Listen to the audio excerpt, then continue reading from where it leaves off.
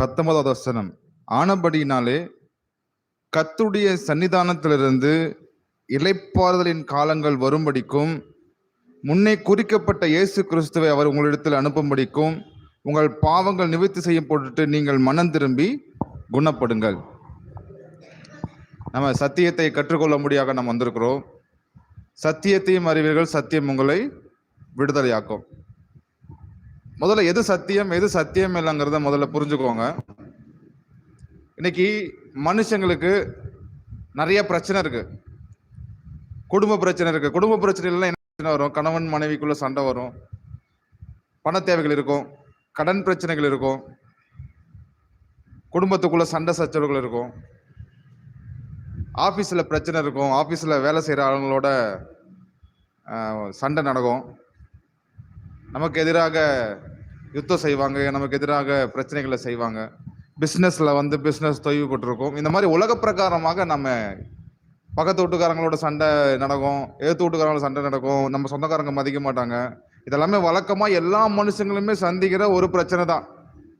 யாருமே பிரச்சனையை சந்திக்கவே இல்லைன்னு யாருமே நீங்க சொல்ல முடியாது. எல்லாருக்குமே, இப்ப இந்துவா நீங்க இருந்தாலும் சரி, முஸ்லீமா இருந்தாலும் சரி, கிறிஸ்தவங்களா இருந்தாலும் சரி, எல்லாருக்குமே இந்த மாதிரியான பிரச்சனைகள் உலகத்துல இருக்குது. நீங்க கீழே விழுந்தீங்கன்னா உங்களுக்கு அடிபடும், உங்களுக்கு புண்ணு வரும், உங்களுக்கு ரத்தம் வரும். சரியா? எல்லாருக்குமே பிரச்சனை இருக்கு. இந்த பிரச்சனைய போக்குகிறதுக்கு அல்லது பிரச்சனைகளுக்கு ஆறுதல் கொடுக்கறதுக்கான பிரசங்கத்தை நான் செய்யறேன்னு வைங்களேன். ஆண்டவர் உன் கண்ணீரை துடைப்பால் மகளே அப்படின்னு சொல்லி நான் பிரசங்கம் பண்றேன்னா அது சத்தியம் அல்ல. நிறைய பேர் என்ன நினைக்கிறோம் அப்படின்னா, நமக்கு ஆறுதலான பிரசங்கத்தை பாஸ்டர் செய்யறாரு, அதுதான் சத்தியம். நம்முடைய காயங்களுக்கு மருந்து போறாரு, அதுதான் சத்தியம் அப்படின்னு நிறைய பேர் நீங்க நினைக்கலாம். ஆறுதல் படுத்துற பிரசங்கம் சத்தியம் கிடையாது. இயேசு சொல்றாரு, சத்தியத்தை நீங்கள் அறிவீர்கள், சத்தியம் உங்களை விடுதலையாக்கும். எது சத்தியம் அப்படின்னு சொன்னா, இயேசு கிறிஸ்துவை குறித்து அறிந்து கொள்வதே சத்தியமாக இருக்கிறது. வேத வசனத்தை உங்களுடைய இருதயத்திலே நீங்கள் கொண்டு போய் அந்த இருதயத்துல தேவனுடைய வார்த்தை 30, 60, 100 அது பலனை உண்டாக்கக்கூடியதாக இருக்கிறது.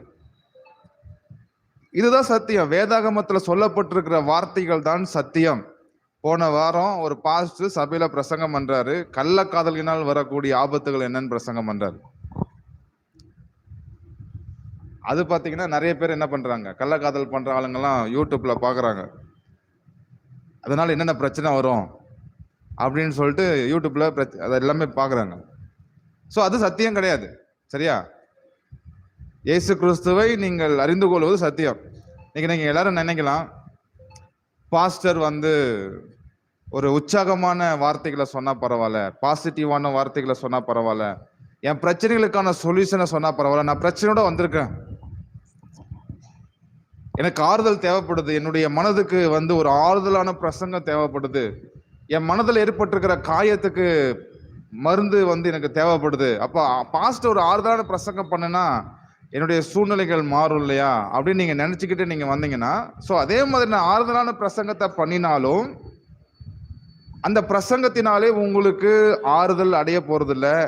அந்த பிரசங்கத்தினால உங்களுடைய மனம் வேணா திருப்தியாக்கப்படுமே தவிர அதனால நீங்க என்ன செய்ய முடியாது, விடுதலை ஆக்க முடியாது. எது விடுதலை ஆக்கும் என்றால் சத்தியம்தான் உங்களை விடுதலை ஆக்க முடியும். அப்ப நான் சத்தியம் பேசும்போது ஆட்டோமேட்டிக்கா உங்க பேக்ரவுண்ட்ல என்ன நடக்குது அப்படின்னா, என்ன பிரச்சனையா இருந்தாலும் அந்த பிரச்சனைக்கு இந்த சத்தியம் உங்களுக்கு மருந்தாக இருக்கிறது இல்லையா? சத்தியத்தை 2 வகையா பிரசங்கம் பண்ணலாம். ஆஸ் எ பாஸ்டரா, நான் ஒரு போதகனா உங்களுக்கு 2 வகையான பிரசங்கத்தை என்னால கொடுக்க முடியும். ஒன்னு மருந்து போடுற பிரசங்கம், இன்னொன்னு உணவு கொடுக்குற பிரசங்கம்.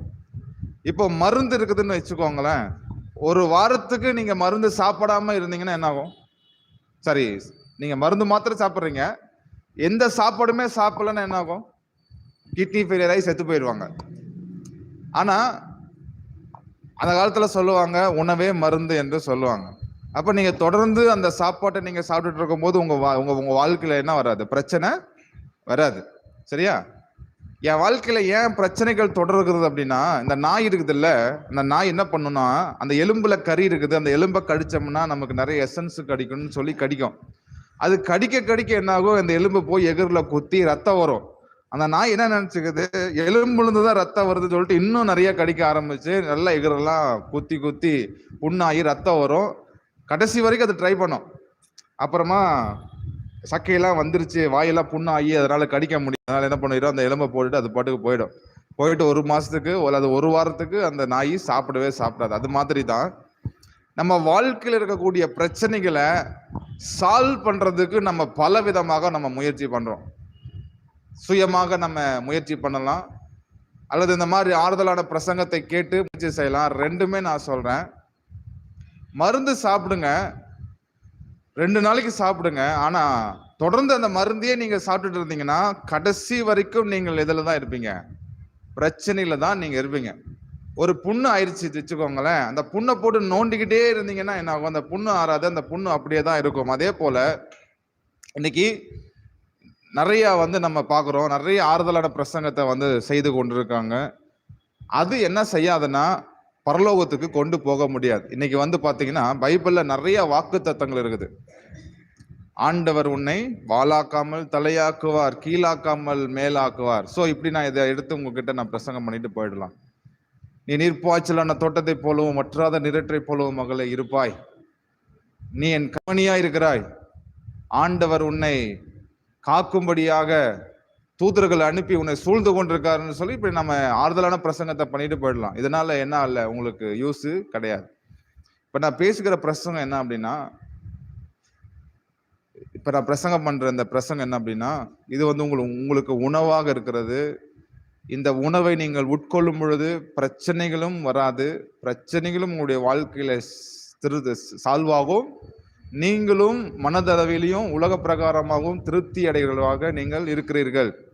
அப்போ இந்த பிரசங்கம் எப்படிப்பட்ட பிரசங்கம் அப்படின்னா, உங்களுக்கு செழிப்பை கொண்டு வருகிற பிரசங்கம், உங்களுடைய வியாதிகளுக்கு சுகமாக்குகிற பிரசங்கம், உங்களுடைய குடும்ப பிரச்சனைகளுக்கு சுகமாக்கப்படுகிற பிரசங்கமாக இருக்கிறது. எந்த பிரச்சனையாக இருந்தாலும் சரி, இயேசுவினுடைய வார்த்தை உங்களுடைய குடும்பத்தை விடுதலையாக்கக்கூடியதா இருக்கிறது. குமாரன் ஒருவனை விடுதலையாக்கினால் அவர்கள் நிச்சயமாகவே விடுதலை ஆவார்கள் என்று சொல்லப்படுகிறது. அதனால இந்த பிரசங்கத்தை தயவு செஞ்சு கூர்ந்து கவனிங்க.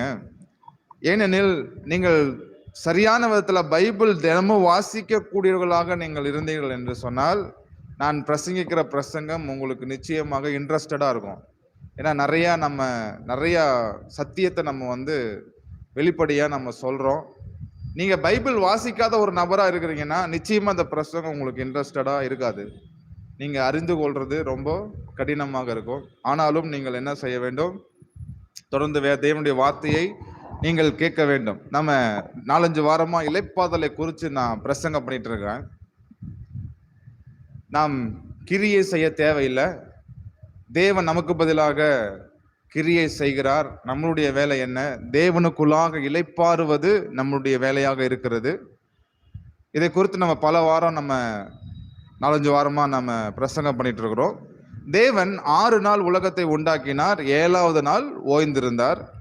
அது போல இயேசு கிறிஸ்துவை விசுவாசிக்கிறவர்களும் தேவன் எப்படி ஓய்ந்திருந்தாரோ அது போலவே நாமளும் என்ன பண்ண வேண்டும், ஓய்ந்திருக்க வேண்டும். தேவன் எப்படி ஓய்ந்திருந்தார் அப்படி நீங்களும் என்ன செய்ய வேண்டும், ஓய்ந்திருக்க வேண்டும். அதை நம்ம இங்க அப்போஸ்தலர் நம்ம சுவிசேஷமாக சீசர்கள் அறிவிக்கிறாங்க. 19வது வசனத்துல, ஆனபடினாலே கர்த்தருடைய சன்னிதானத்திலிருந்து இளைப்பாறுதலின் காலம் வரும்படிக்கும். கர்த்தருடைய சந்நிதியில் இருந்து, கர்த்தருடைய சந்நிதி எந்த இடத்துல இருக்கிறது, பரலோகத்திலே இருக்கிறது. பரலோகத்தில் இருந்து என்ன வருகிறது, சத்தமா சொல்லுங்க, என்ன வருது, இளைப்பாறுதல் வருகிறது. தேவனுடைய சந்நிதியிலிருந்து உங்களுக்கு என்ன வருது, இளைப்பாறுதல் வருகிறது. இது எது இளைப்பாறுகிற காலம், இன்றைக்கு இளைப்பாறுகிற காலம், நாளைக்கு அல்ல. நிறைய பேர் என்ன நினைக்கிறோம்னா, நம்ம மரிச்சு போன பின்னாடி பரதேசில போய் நம்ம அங்க இளைப்பாற போறோம், அது இளைப்பாறுகிற நேரம் அல்ல. இந்த பூமியிலேயே உங்களுடைய மனதுக்கும் உங்களுடைய சரீரத்துக்கும் தேவன் இளைப்பாறுதலை கொடுக்க வேண்டும் என்று விரும்புகிறார். நீங்கள் என்ன செய்ய வேண்டும், இளைப்பாற வேண்டும், இளைப்பாரி ஓய்ந்திருக்க வேண்டும். அதை என்ஜாய் பண்ண வேண்டும், அதில் சந்தோஷமாக நீங்கள் இருக்க வேண்டும். நீங்கள் எந்த கிரியைகளையும் நீங்க செய்ய வேண்டாம் அப்படின்னு சொல்லி வேதாகமம் சொல்கிறது. அப்போ நிறைய பேர் சொல்றாங்க, நினைக்கிறது என்னன்னா, என்னடா பாஸ்டர் இளைப்பாறுதல்னா சொல்றாரு, அப்போ இளைப்பாறுதல்னா என்ன அப்படின்னு சொல்லி நீங்க நிறைய பேர் நீங்க மனசுல நினைக்கலாம். ஒண்ணும் இல்ல, இளைப்பாறுதல் அப்படின்னா என்ன தெரியுமா? என்னுடைய வேல்யூபிளான டைமை, என்னுடைய மதிப்புமிக்க நேரத்தை தேவனுக்கு கொடுக்கிறது தான் இளைப்பாறுதல். அல்லேலூயா. என்னுடைய காலங்களை, என்னுடைய நேரங்களை நான் தேவ சமூகத்திலே ஒப்பு கொடுக்கிறது தான் இளைப்பாறுதல். தேவனுக்கு முக்கியத்துவம் கொடுக்கிறது தான் இளைப்பாறுதல். இளைப்பாறுதல் என்னது? தேவனுக்கு முக்கியத்துவத்தை கொடுப்பது, தேவனை தேடுவது, என்னுடைய நேரங்களை, மதிப்புமிக்க நேரத்தை நான் தேவ சமூகத்திலே கொடுப்பது தான் இளைப்பாறுதலாக இருக்கிறது. இந்த இஸ்ரவேல் மக்கள் இருக்காங்க இல்லையா, அவங்க என்ன செய்யறாங்க அப்படின்னா, வாரம் ஒரு தடவை ஓய்ந்திருப்பாங்க. ஒரு சில கிளான்ஸ் நம்ம பார்க்கலாம். வாரம் ஒரு தடவை ஓய்ந்திருப்பாங்க. அந்த நாள் என்னதுன்னா சனிக்கிழமை வந்து ஓய்ந்திருப்பாங்க. இஸ்ரேல் நாட்டுல பாலஸ்தீன நாட்டுக்கும் இஸ்ரேல் நாட்டுக்கும் இப்ப பக்கமா சண்டை வந்துச்சு. போன வருஷம் வந்துச்சு இல்லையா? அப்போ பாலஸ்தீனக்காரன் எப்ப வந்து குண்டு போட்டான் அப்படின்னா சனிக்கிழமை தான் பாலஸ்தீனத்துக்காரன் குண்டு போட்டான். ஏன்னா இஸ்ரவேல் மக்கள் எந்த வேலையுமே செய்ய மாட்டாங்க. வேத வசனம் சொல்லுது, தீய கூட நீ மூட்டக்கூடாது அப்படின்ட்டாங்க. சமைக்க கூட மாட்டாங்க. எல்லாரும் எங்க இருப்பாங்கன்னா தேவாலயத்துல தேவனை துதித்து கொண்டிருப்பாங்க, அவரை ஆராதித்து கொண்டிருப்பாங்க, வேத வசனத்தை படிச்சுக்கிட்டு அதை ஆராய்ச்சி பண்ணி கொண்டிருப்பாங்க. வேற எந்த வேலையுமே அவங்க செய்ய மாட்டாங்க. சாப்பாடு வந்து நேத்து செஞ்சிருவாங்க. வெள்ளிக்கிழமை செய்த சாப்பாட்டை சனிக்கிழமை அங்க கொண்டு போய் உட்காந்து சாப்பிடுவாங்க. வேற எந்த வேலையுமே செய்ய மாட்டாங்க. பாத்தீங்கன்னா ஒரு இஸ்ரவேல் நாட்டில் இருக்கக்கூடிய ஒரு நபர் வந்து சொல்றாரு, குண்டு உழுமா, ஆனா தேவாலயத்துக்குள்ள என்ன பண்ணுவாங்களாம், ஜபம் மட்டும் தான் பண்ணிட்டு இருப்பாங்களாம், வேற எந்த வேலையுமே செய்ய மாட்டாங்களாம். குண்டு பக்கத்துல உழுமா, எந்திரிக்க கூட மாட்டானா. நீங்களும் நானும் இப்ப உட்காந்துட்டு இருக்கிறோம், இப்ப சர்ச்சில் உட்காந்து பிரசங்கத்தை கேட்டுட்டு இருக்கிறீங்க, திடீர்னு உங்க பக்கத்துல ஒரு குண்டு உழுகுதுன்னா என்ன பண்ணுவீங்க? எந்திரிச்சு ஓடிடுவீங்களா? எப்போயா உன் பிரசங்கம் நீங்கன்னு என்ன பண்ணிடுவீங்க? கிளம்பிடுவீங்க. ஆனா அவன் என்ன பண்ண மாட்டானா, ஓட மாட்டானா. ஏன்னா அவனுக்கு ஒரு நம்பிக்கை இருக்கிறது, இஸ்ரவேலை காக்கிற தேவன் உறங்குவதும் இல்லை தூங்குவதும் இல்லை. என் பக்கத்துல 1000 பேரும் என் வலது பக்கத்தில் 16,000 பேர் விழுந்தாலும் அது என்னை அணுக முடியாதுங்கிற வார்த்தையை அவன் விசுவாசிக்கிறபடினால குண்டு பக்கத்துல விழுந்தாலும் என்ன பண்ண மாட்டான், எந்திரிச்சு போக மாட்டான். நீங்க நியூஸ்ல பாத்தீங்கன்னா சனிக்கிழமை பாலஸ்தீனத்துக்காரன் குண்டை போட்டாங்கிற நியூஸ் நீங்க கேட்டுட்டே இருப்பீங்க. இஸ்ரவேல் நாட்டில இருந்து எந்த பதிலுமே வரல, எந்த சண்டையுமே நடக்கலங்கிறத நீங்க பார்த்திருப்பீங்க. ஏன்னா சனிக்கிழமை அவன் என்ன பண்ண மாட்டான், யுத்தம் செய்யவே மாட்டான். அவன் பாட்டுக்கு என்ன பண்ணிட்டு இருக்கிறான், குண்டை போட்டுட்டே இருக்கிறான். குண்டு மேல வந்துகிட்டே இருக்குது. சனிக்கிழமை முடிஞ்சிருச்சா, ஞாயிற்றுக்கிழமை நியூஸ் வருது. எப்படி நியூஸ் வருது, பாலஸ்தீன நாடு தரமட்டமாக்கப்பட்டிருக்கிறது அப்படிங்கிற நியூஸ் வந்துச்சு. சரியா? அப்போ இன்னைக்கு வரைக்கும் உலகத்திலேயே இஸ்ரவேல் என்கிற நாடு எவ்வளவு பெருசு தெரியுமா? இந்த சேலம் மாவட்டம் எவ்வளவு பெருசோ அவ்வளவு பெருசுதான் அந்த நாட்டினுடைய சைஸே. இந்தியா நாடு எத்தனை ஸ்டேட் இருக்குது தெரியுமா? இந்தியா ஸ்டேட்டு பல ஸ்டேட்டு ஒன்று சேர்ந்ததுதான் இந்திய தேசம். சரியா? காஷ்மீர் முதல் கன்னியாகுமரி வரை எத்தனை கிலோமீட்டரு? கிட்டத்தட்ட 3000 கிலோமீட்டர், 4000 கிலோமீட்டர் பக்கமா வருது, கன்னியாகுமரியில இருந்து டெல்லி வரைக்கும். ஆனா இஸ்ரவேல் நாட்டினுடைய சுற்றளவே எவ்வளவுதான், 50 கிலோமீட்டர் தான். ஆனா உலக நாட்டினுடைய வல்லரசு எதுனா இஸ்ரவேல் நாடு தான் வல்லமை மிக்க ஒரு நாடா இருக்குது. மிலிட்ரியில அதுதான் வல்லமை மிக்கதா இருக்குது. நம்ம காசுக்கும் அவங்க காசுக்கும் கம்பேர் பண்ணுனா கிட்டத்தட்ட 58 ரூபா 60 ரூபா கம்பாரிசன் வருது. அவன் 60 ரூபா கொடுத்தா நம்ம 60 ரூபா கொடுத்தா அவன் 1 ரூபா கொடுப்பான். அப்ப எல்லா விதத்திலையுமே அந்த நாடு பாருங்க பெஸ்டா இருக்குது. ஒவ்வொரு வீட்லயுமே நீங்க பாத்தீங்கன்னா சாதாரண கார் அவங்க வச்சிருக்கல, பென்ஸ் காரு, BMW காரு, இதெல்லாம் என்ன கோடிக்கணக்கில் ரூபாய் வரக்கூடிய காரை தான் அவங்க பயன்படுத்திட்டு இருக்காங்க. ஏகப்பட்ட ஜெட்டு வச்சிருக்கான், ஒரு சிங்கிள் பர்சன் ஜெட்டு வச்சிருக்கான். அந்த நாட்டில் இருக்கிற ஆளுங்கள்லாம் பாருங்க, தேவனுக்குள்ள அவங்க இளைப்பாறுகிறாங்க, அதே சமயத்துல அவங்க கிரியையும் நடப்பிக்கிறாங்க. நியாயப்பிரமாணத்தின்படி இளைப்பாறுதலுக்குள்ளாக அவங்க வாழ்றாங்க. உங்களை மாதிரி என்ன மாதிரி இந்தியாக்காரங்க மாதிரி அவங்க கிரியை செய்யறதே கிடையாது. இந்தியாக்காரங்க 24 hours கிரியை தான் செய்யறாங்களே தவிர அவங்க ஓய்வு எடுக்கிறது கிடையாது. எவ்வளவுதான் இந்திய தேசம் கிரியை செய்தாலும், எவ்வளவுதான் அவங்க முயற்சி செஞ்சாலும், இன்னைக்கு வரைக்கும் இந்திய தேசம் முன்னேறவே இல்லை. இந்திய மக்கள் முன்னேறவே இல்லை. ஆனா இஸ்ரவேல் மக்கள் வந்து எப்படிப்பட்ட ஓய்வு எடுத்தாங்க அப்படிங்கிறத நீங்க வந்து முதல்ல புரிஞ்சுக்கணும். எப்படிப்பட்ட ஓய்வு எடுக்கிறாங்கன்னா, பைபிள் படிச்சோம்னா நிறைய டைம் ஆயிடும். அதனால நான் ஓரலாவே நான் சொல்லிடுறேன். சரியா? நீங்களே கால்குலேஷன் பண்ணிக்கோங்க. ஒரு வருஷத்துக்கு எவ்வளவு நாள்? 365 நாள். இந்த 365 நாள்ல 52 வாரம் சனிக்கிழமை என்ன பண்ணுவாங்கன்னா ஓய்ந்திருப்பாங்க. அவங்க வந்து எந்த வேலையுமே செய்ய மாட்டாங்க. சரியா? அப்ப 52 நாள் கால்குலேஷன் பண்ணிக்கோங்க. அப்புறமா பஸ்கா பண்டிகை கொண்டாடுவாங்க. பஸ்கா பண்டிகை எப்ப கொண்டாடுவாங்கன்னா, முதல் மாதத்துல 14ஆம் தேதி சாயந்தரம் அவங்க வந்து பஸ்கா பண்டிகை ஆரம்பிப்பாங்க. அந்த பண்டிகை எதுக்கு அடையாளமா இருக்குதுன்னா, எதை நினைவு கூறும்படியாக பண்டிகை கொண்டாடுறாங்க அப்படின்னா, எகிப்து தேசத்துல அவங்க அடிமையாக இருக்கும்போது பார்வோன் அவர்களை உட மறுத்ததுனால ஆண்டவர் என்ன பண்றாரு, தலைச்ச புள்ளைங்களை எல்லாம் நான் வந்து கொல்ல போறேன், அதனால நீ ஒரு ஆட்டுக்குட்டி அடிச்சு அதனுடைய ரத்தத்தை எடுத்துட்டு கொண்டு போய் உங்களுடைய லிண்டன் கால்ல பூசுங்க, உங்களுடைய கதவு மேல பூசுங்கன்னு சொல்லி ஆண்டவர் கட்டளை கொடுத்துட்டாரு. எகிப்துக்காரங்க கூட அந்த ரத்தத்தை பூசியிருந்தா சங்கார தூதன் அவங்களுடைய வீட்டுக்குள்ள பூந்து தலைச்ச பசங்களை கொண்டிருக்க மாட்டான். இஸ்ரவேல் மக்களா இருந்தாலும் சரி, எகிப்து மக்களா இருந்தாலும் சரி, அந்த ரத்தம் எதுக்கு அடையாளமா இருக்குதுன்னா இயேசுடைய ரத்தத்துக்கு அடையாளமா இருக்குது. ஆகையினால அந்த ரத்தத்தை கொண்டு போய் என்ன பண்றாங்க, பூசுறாங்க. பூசின பின்னாடி நைட் என்ன பண்றான், சங்கர தூதன் வரான். சங்கர தூதன் வந்த உடனே தலைச்ச பசங்க எல்லாத்தையுமே கொலை பண்றான்.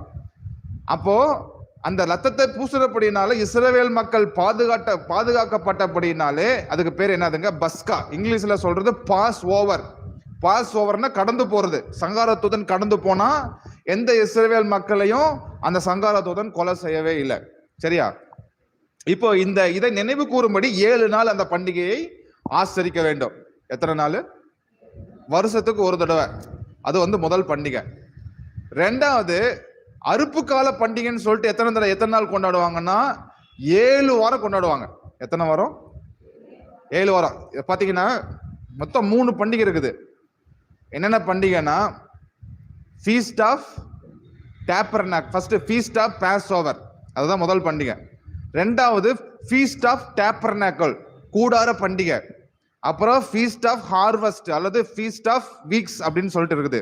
இதை உள்ளடக்கி பார்த்தீங்கன்னா 7 பண்டிகை அப்படின்னு சொல்லிட்டு வரும். ஆனா எத்தனை பண்டிகை கொண்டாடுவாங்கன்னா 3 பண்டிகை கொண்டாடுவாங்க. இந்த பண்டிகை வந்து எத்தனை நாள்னா 50 நாள் இல்லையா? அறுவடை பண்டிகை எத்தனை நாள்? 60 நாள். சார் 50 நாள். 7 7 49, 50 நாள் கொண்டாடுவாங்க. அப்ப முதல்ல எது என்ன பார்த்தோம்? 7 வாரம் பாஸ் ஓவர் பண்டிகை, 50 நாள் அறுவடை பண்டிகை. அப்புறம் என்ன கொண்டாடுவாங்கன்னா ஃபீஸ்ட் ஆஃப் டேபர்னாக்கிள், கூடார பண்டிகை. அது எத்தனை நாள்? 8 நாள். மொத்தம் கூட்டி கழிச்சு கால்குலேஷன் போட்டீங்கன்னா ஒரு வருஷத்துக்கு எத்தனை நாள் ஓய்ந்திருக்கிறாங்க? 117 நாள் ஓய்ந்திருக்கிறாங்க. எத்தனை நாள்? 117 நாள் வேலையே செய்ய மாட்டாங்க. வேலை செய்யாம வீட்டுல சும்மா உட்காந்துட்டு இருப்பாங்களா? இல்ல, 117 நாளும் எங்க இருப்பாங்க? தேவனுடைய ஆலயத்திலே தேவனை ஆராதித்து கொண்டு இருப்பார்கள். அப்புறமா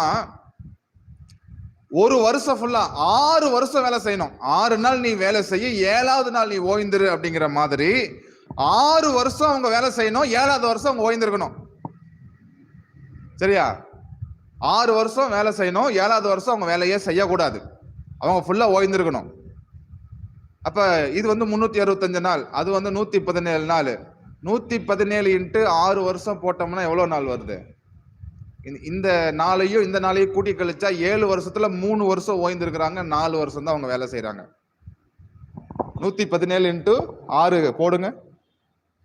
117 நாள்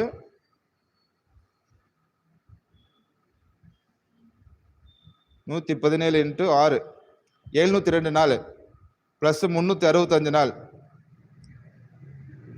பாத்தீங்கன்னா 3 வருஷம் ஓய்ந்திருக்கிறாங்க. இன்னொன்னு என்னன்னா ஜூப்ளி இயர்னு சொல்லி கொண்டாடுவாங்க. அந்த ஜூப்ளி இயர் எப்ப அப்படின்னா 7 வருஷம் முடியுது இல்லையா?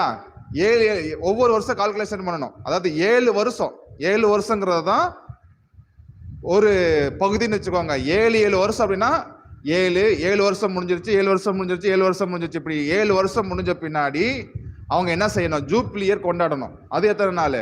அது ஒரு 15 நாள் ஜூப்ளி இயர் அவங்க கொண்டாட வேண்டும். அப்ப ஆக மொத்தத்துல அவங்க என்ன செய்யறாங்கன்னா, அதிகமா வேலை செய்யறதே இல்லை, அதிகமா எங்க தான் உட்காந்துட்டு இருந்தாங்க, தேவ சமூகத்துல தேவனை தேடி கொண்டிருக்கிறாங்க. இன்னைக்கும் அவர்கள் தேடி கொண்டிருக்கிறாங்க. உலகத்துல எந்த பகுதியில் இருந்தாலும் சரி, அவங்க என்ன பண்ணிடணும், 50 நாள் எந்த வேலையுமே அவங்க செய்யக்கூடாது. மனுஷனுடைய அறிவு என்ன? பைபிள் என்ன சொல்றது? மனம் திரும்புங்கிறார் ஆண்டவர். என்ன சொல்றாரு? மனம் திரும்புங்கிறாரு. மனிதனுடைய மூளை என்ன சொல்லுது? வேலைக்கு போனாதான், போய் சம்பாதிச்சாதான் நம்ம நல்லா பிழைக்க முடியும், நல்லா வாழ முடியும் அப்படின்னு சொல்லி மனுஷன் நம்பிக்கிட்டு உக்காந்துட்டு இருக்கான். உங்களுடைய வேல்யூபிளான டைமை தேவனுக்காக நீங்கள் கொடுக்காம நீங்கள் கிரியை செய்கிறவர்களாக நீங்கள் இருந்தீர்கள் என்று சொன்னால் அதுதான் பாவமாக இருக்கிறது என்று நம்ம பார்க்கிறோம் வேதாகமத்தில். சரி, ஹல்லேலூயா. இஸ்ரவேல் நாட்டுக்காரங்க 3 வருஷம் ஓய்ந்திருக்கிறாங்க இல்லையா? 4 வருஷம் தான் வேலை செய்யறாங்க. கூட்டி கழிச்சு பார்த்தா 3 வருஷம் ஓய்ந்திருக்கிறாங்க. அப்ப இஸ்ரேல் நாடு வந்து ஏழையான நாடா மாறிடுச்சா? எது ஏழையான நாடு? இந்தியா தாங்க ஏழை நாடு. அந்த நாடு எவ்வளவு பெருசு இருக்குது, சேலம் மாவட்டத்தோட தான் இருக்குது அந்த நாடு. ஆனா அந்த நாடு என்ன இல்லை, ஒரு பிச்சைக்காரங்களை கூட நீங்க பார்க்க முடியாது. எல்லாருமே அவங்க அங்க போய் பார்த்தீங்கன்னா எல்லாருமே வசதியா தான் இருக்கிறாங்க, ஆசீர்வாதமா தான் இருக்கிறாங்க.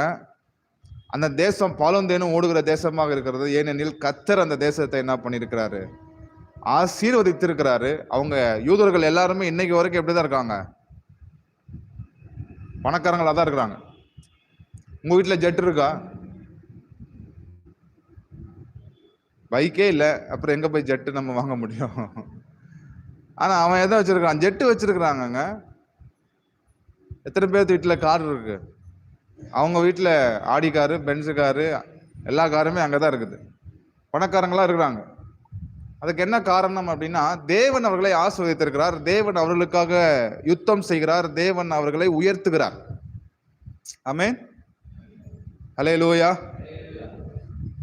அப்ப நான் முதல்ல நல்லா அறிஞ்சு கொள்ளணும், தேவனை நான் தேடினால், என் நேரங்களை நான் தேவனிடத்துல ஒப்பு கொடுத்தால் நான் ஆசீர்வதிக்கப்படுகிறேன் என்பதை நான் அறிந்து கொள்ள வேண்டும்.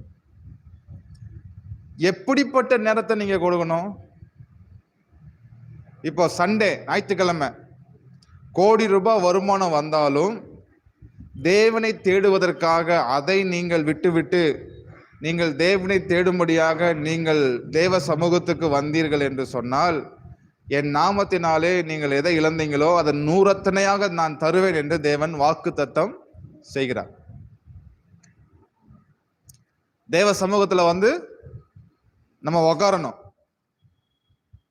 ஞாயிற்றுக்கிழமை வேலை வரலாம், ஞாயிற்றுக்கிழமை கல்யாணம் நடக்கலாம், காது குத்து நடக்கலாம், நண்பர்களுக்கு ஃபங்க்ஷன் நடக்கலாம், கம்பெனிலேருந்து கூப்பிடலாம், எல்லாமே செய்யலாம், சரியா? ஆனால் நீங்கள் என்ன செய்ய வேண்டும்? உங்களுடைய நேரத்தை நீங்கள் தான் தேவனுக்கு கொடுக்க வேண்டும். நீங்க இந்த சண்டே சர்வீஸ் அப்படிங்கிறது என்னன்னா, யாருக்காக வரீங்க? பாஸ்டருக்காக நீங்க என்ன பண்ணல, வரல. போன வாரம் தான் நான் பிரசங்கம் பண்ணேன். என்ன பிரசங்கம் பண்ணேன்? செஞ்சா பாவம், ஓய்வு எடுத்தா அது பரிசுத்தம். அப்ப ஞாயிற்றுக்கிழமை ஆராதனை முக்கியம், ஞாயிற்றுக்கிழமை சர்ச்சுக்கு வாங்க அப்படின்னு சொன்னேன். எத்தனை பேர் அந்த பிரசங்கத்தை கவனிச்சாங்களோ, எத்தனை பேர் அந்த பிரசங்கத்தை நம்பினாங்களோ தெரியல. நம்பாத ஆளுங்க என்ன பண்ணல, சர்ச்சுக்கு வரல. என்னுடைய பலன் எதுல இருக்குதுன்னா, தேவ பிரசன்னத்துல இருக்கிறது. என்னுடைய ஆசீர்வாதம் தேவனுடைய பிரசனத்திலே, தேவனுடைய சமூகத்திலே இருக்கிறது. நான் எல்லா நேரமும் நான் சர்ச்சுக்கு வரலங்க. இஸ்ரவேல் மக்கள் எவ்வளவு நேரம் உட்காந்துட்டு இருக்காங்க தேவ சமூகத்துல? காலையில போனாங்கன்னா சாயந்தரம் வரைக்கும் அவங்க சர்ச்சில் உட்காந்துட்டு இருக்கிறாங்க. அவங்க வந்து தேவனை ஆராதிக்கிறாங்க, தேவனை துதிக்கிறாங்க, தேவனை தொழுது கொள்றாங்க, எல்லாத்தையுமே செய்யறாங்க. ஆனா நாம எத்தனை நேரம் வந்து சர்ச்சில் உட்காடுறோம்? ஒரு 2 மணி நேரம் சபையில வந்து உட்காரோம். அந்த 2 மணி நேரமும் எதுக்காக வரீங்க அப்படின்னு சொன்னா, நான் ஆசீர்வதிக்கப்பட வேண்டும் என்பதற்காக நான் வருகிறேன். நீங்க பாஸ்டருக்காக வரல இல்லையா? நம்ம சர்ச்சுக்கு வரலன்னா பாஸ்டர் கேட்பாரு அப்படிங்கிறதுக்காக வரல, நான் தேவ சமூகத்துல ஓய்ந்திருக்கும்படியாக நான் வந்திருக்கிறேன். Taking rest. எல்லாத்தையும் விட்டுடுங்க. நீங்க கிரியை செய்யறதெல்லாம் என்ன பண்ணிடுங்க, விட்டுடுங்க. மனம் திரும்பு அப்படிங்கிறாரு. மனம் திரும்புன்னா என்ன அர்த்தம்? முதல்ல இயேசு கிறிஸ்துவ, கர்த்தராகிய இயேசு கிறிஸ்துவை நீங்கள் ஏற்றுக்கொண்டு நீங்க என்ன பண்றீங்க, ஞானஸ்தானம் எடுக்கிறீங்க. ஆக்சுவலா ஞானஸ்தானம்னா நிறைய பேர் என்ன நினைக்கிறாங்கன்னா, ஞானஸ்தானங்கிறது மதத்துல சேர்றதுக்காக ஞானஸ்தானம் கொடுக்குறாங்க. இல்லைங்க, அதுக்காக ஞானஸ்தானம் இல்லை. பாவ மன்னிப்புக்காக ஞானஸ்தானம் தராங்க. ஞானஸ்தானம் நம்முடைய பாவத்தை மன்னிக்க முடியாது. அப்ப ஞானஸ்தானம் என்பது என்ன அப்படின்னா, நான் மனம் திரும்புறேன். ஞானஸ்தானம் என்னது? மனம் திரும்புதல் தான் ஞானஸ்தானம். என்ன மனம் திரும்புறேன்? நான் ஒரு பாவியாக இருக்கிறேன், என்னால பாவம் செய்யாம இருக்க முடியாது, எனக்குள்ளாக பாவம் இருக்கிறது, நான் பாவத்தோடு கூட பிறந்திருக்கிறேன், ஆகவே பாவத்துக்கான பரிகாரத்தை நான் செய்ய முடியாது. ஆகவே எனக்காக கர்த்தராகிய இயேசு கிறிஸ்து கல்வாரி சிலுவையிலே எனக்காக பலியாகி அவர் இரத்தத்தை சிந்தி என் பாவத்தை மன்னித்திருக்கிறார். அவருடைய ரட்சிப்பின் மூலமாக தான் நான் தேவ சமூகத்துக்குள்ள வர முடியும்.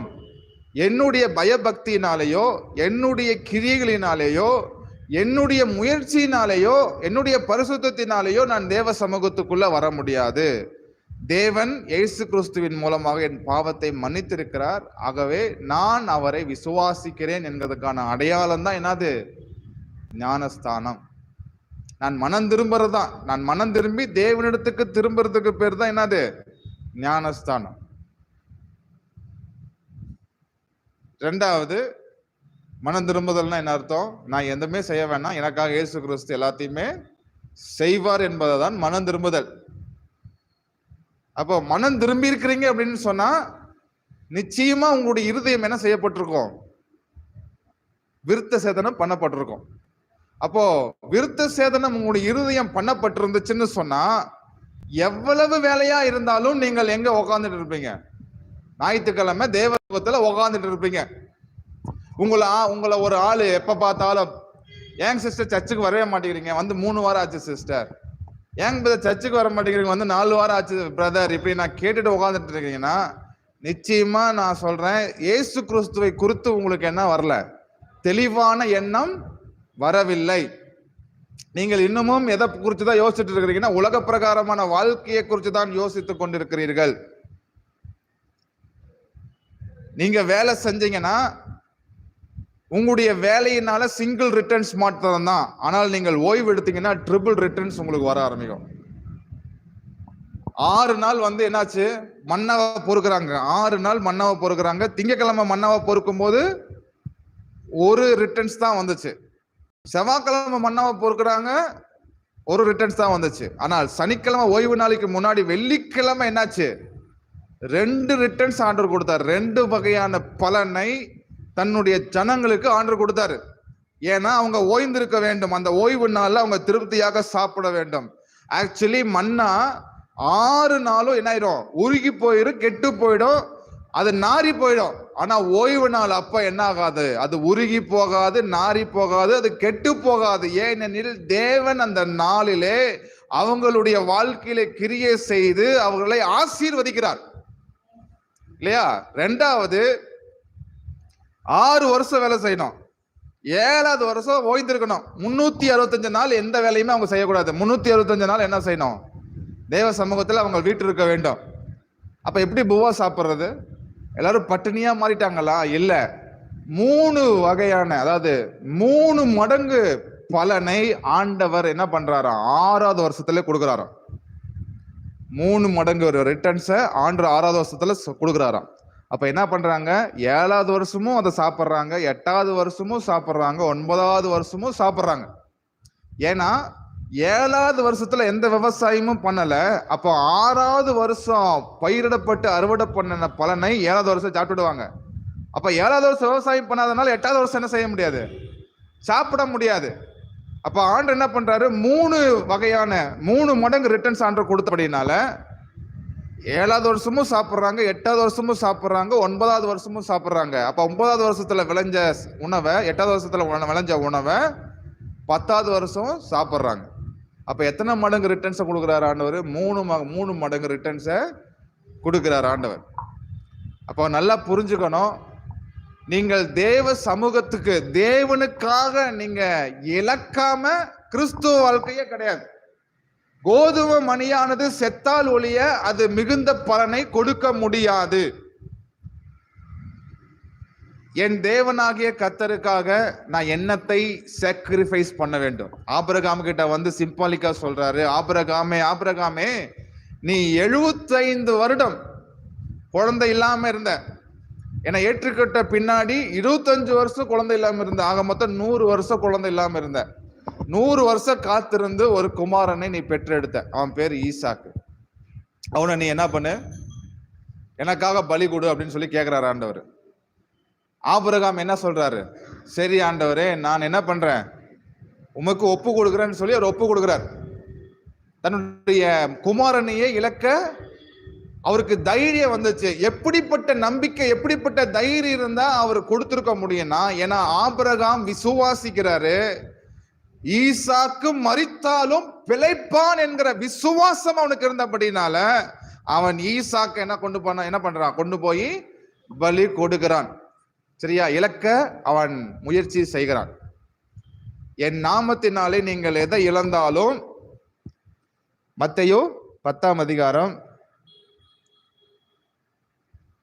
39வது வசனத்தை படிக்கலாம். மத்தேயு 19ஆம் அதிகாரம் 39வது வசனம்.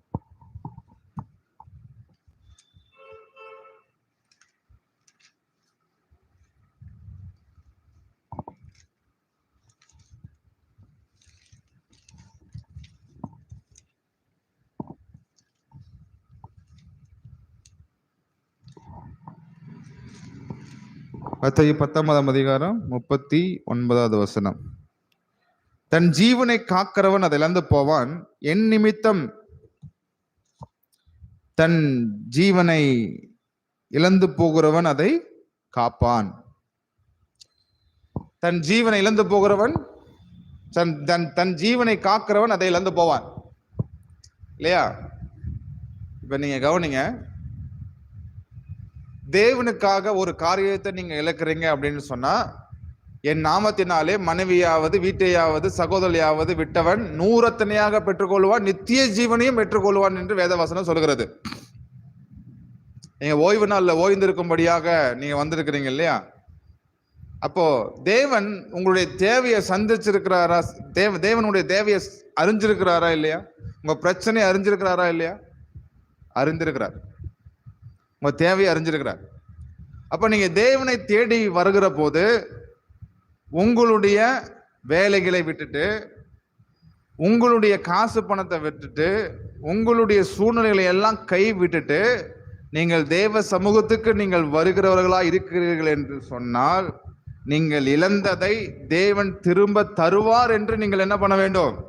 விசுவாசிக்க வேண்டும். சரி, ஹல்லேலூயா.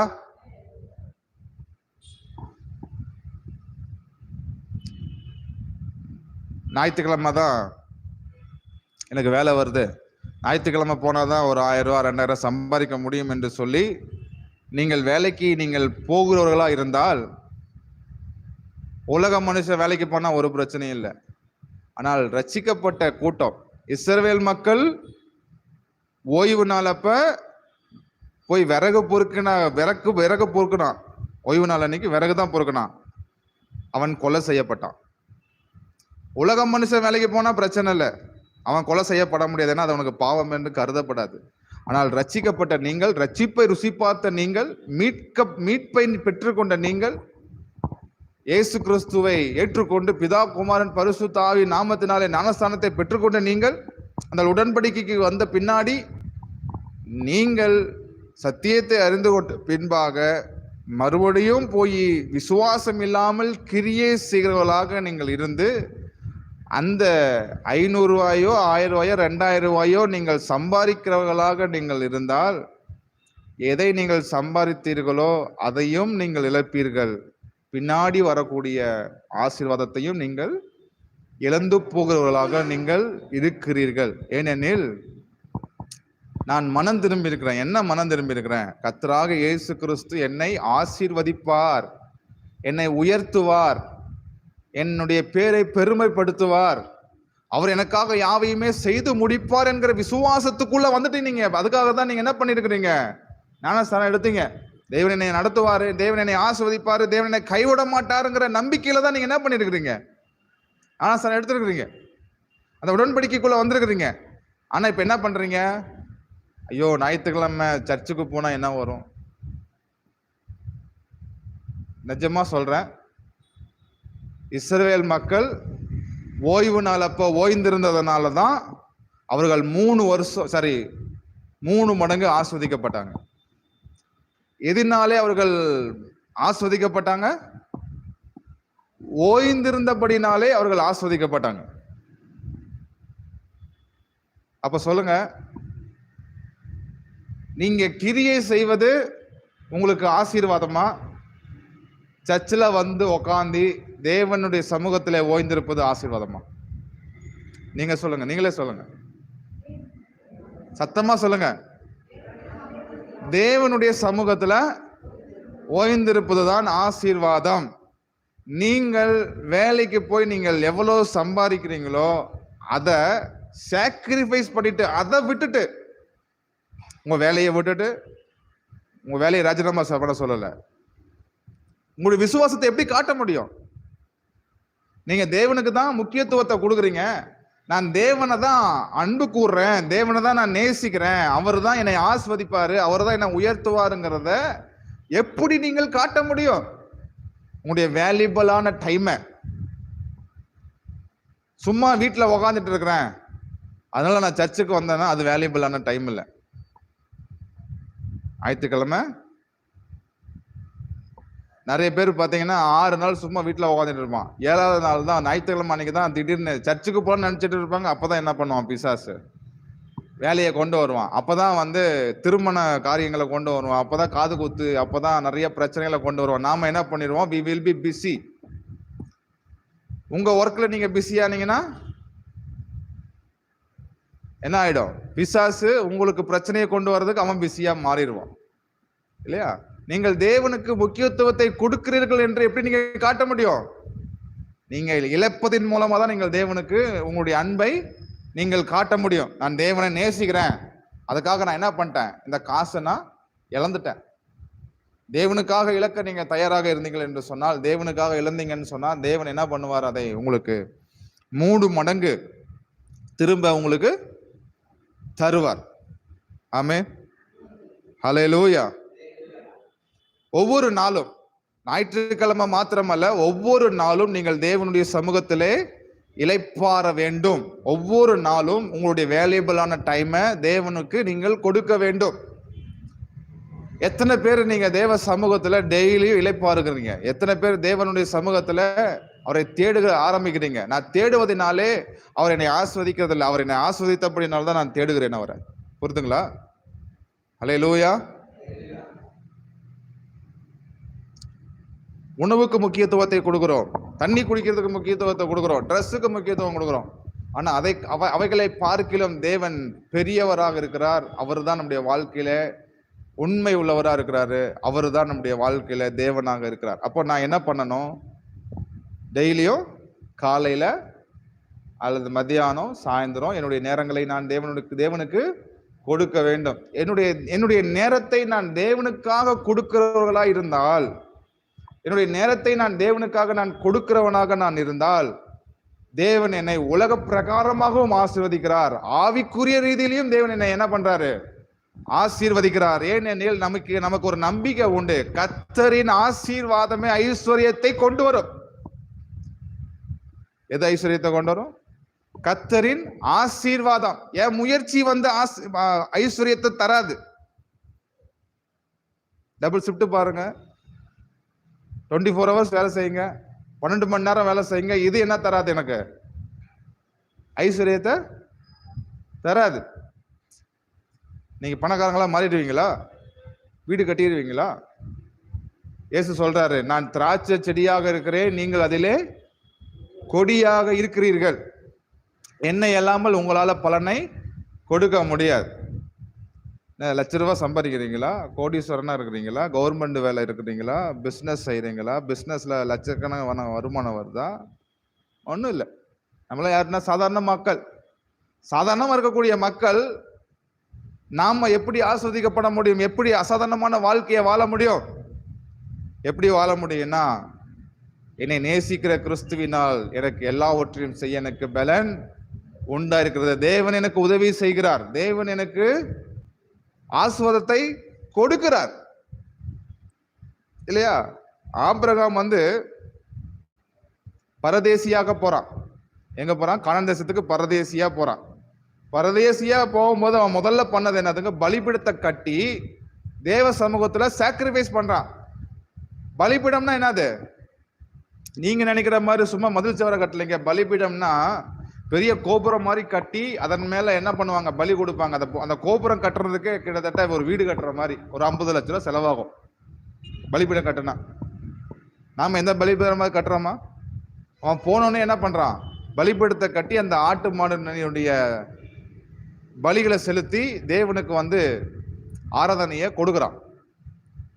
முதல்ல தேவனுக்கு தான் முக்கியத்துவத்தை கொடுக்குறான். அதனாலதான் ஆபிரகாம் என்ன செய்யப்படுறாரு? ஆசீர்வதிக்கப்படுகிறார். இல்லையா? உங்களை ஆண்டு பலிபீடம் கட்ட சொல்லல. அதனாலதான் ஆண்டு இளைப்பாருங்கிறாரு. நீங்க பலி கொடுக்க வேணாம். நீங்க ஆடு மாடு கோழிகளை பலி கொடுக்க வேணாம். நீங்க எதையுமே பண்ண வேணாம். சிம்பிளா தேவ சமூகத்துல உட்காருங்க அப்படின்னு சொல்லி சொல்றாரு. இது நம்மளால செய்ய முடியுதா? யோசிச்சு பாருங்க. இதை நம்ம செய்யறோமா? ஏன் நம்ம செய்யறதில்லைன்னா, உங்களுடைய இருதயத்துல உங்களுடைய மனதுல இயேசு கிறிஸ்து எதுல இருக்காரு? முதல் இடத்துல இருக்காரா? 2வது இடத்துல இருக்காரா? எத்தனை பேர் சொல்ல முடியும் இயேசு என்னுடைய வாழ்க்கையில முதல் இடத்துல இருக்காரு அப்படின்னு சொல்லிட்டு? நிஜமாவா?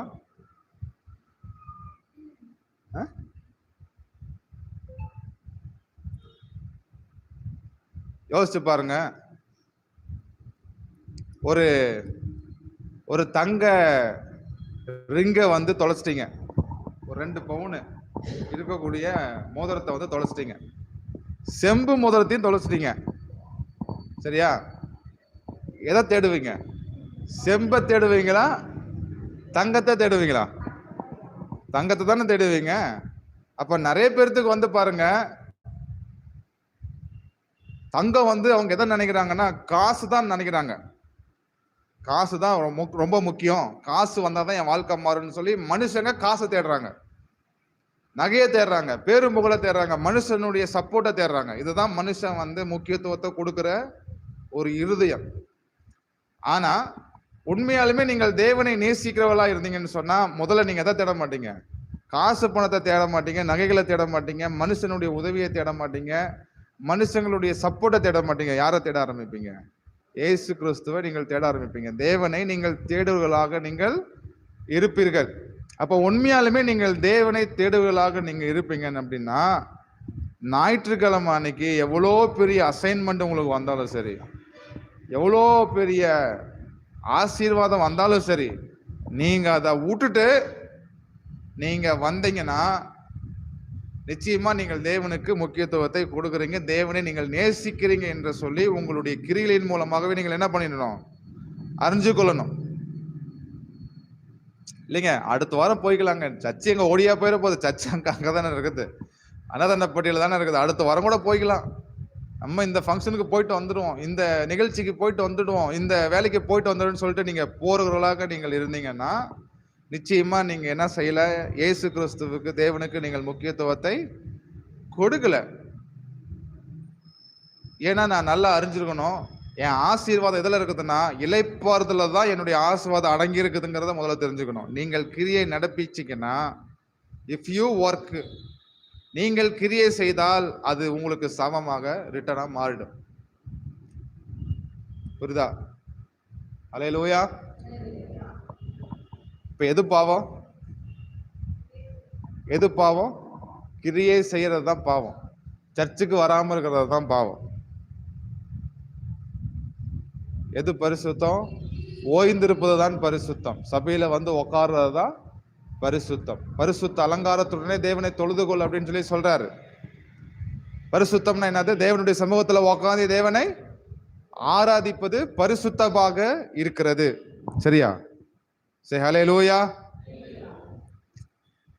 அப்ப தேவ சமூகத்துல நீங்க உட்கார்றீங்கன்னா, இஸ்ரவேல் மக்கள் எத்தனை ரிட்டர்ன்ஸ் எடுத்தாங்க? 3 மடங்கு ரிட்டர்ன்ஸ். அப்போ தேவன் உங்களுக்கு என்ன பண்றாரு? 3 மடங்கு ரிட்டர்ன்ஸ் தேவன் உங்களுக்கு நிச்சயமா உங்களுக்கு தருவார். ஆமென் சொல்லுங்க. ஹல்லேலூயா.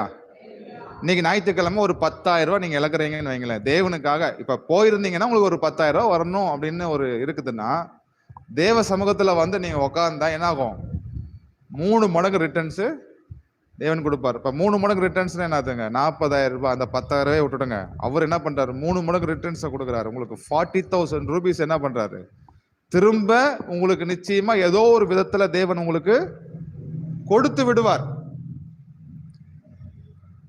ஹல்லேலூயா.